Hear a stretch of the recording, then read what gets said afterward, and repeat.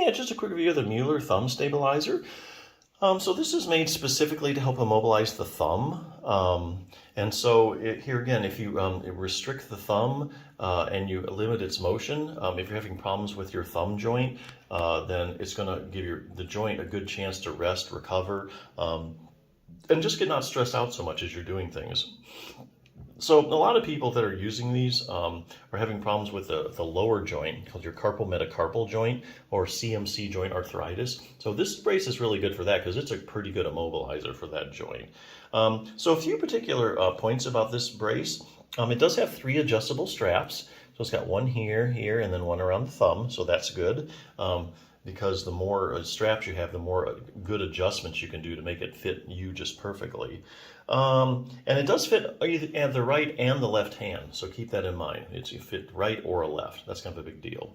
So if you do have trouble with the base of your thumb, the CMC joint, you have like CMC joint arthritis, there are some other things that you could consider doing other than putting on the brace. I'll just use this book as an example, the Healthy Thumb Handbook. Basically, if the joints are irritated, a lot of times the muscles react to what's going on in the joint and they get irritated as well. So then you got these little things in your muscles called trigger points. And so now on top of the joint pain, you also have a component of your pain is muscular pain. So you can actually get rid of the muscular pain by finding the trigger points and working those out. It's not hard to do. Also stretching out some of your thumb, like the web space, is also good if you're having any trouble with your thumb. There's also a thumb distraction technique that you can do in standing.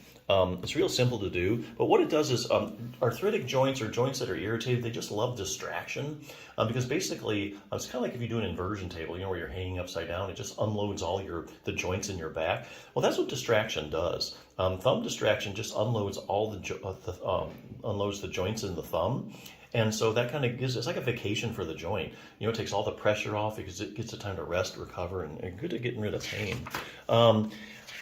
Also getting joint stability, there's actually a couple exercises if you have any kind of thumb problems that you need to be doing. There's one called your abductor pollicis longus. And here again, you can see that sucker goes right at the base of the thumb, at the CMC joint where a lot of people have problems. So if you strengthen that and just do this exercise, this one uses a rubber band for progressive resistance. You just do that a couple times a week.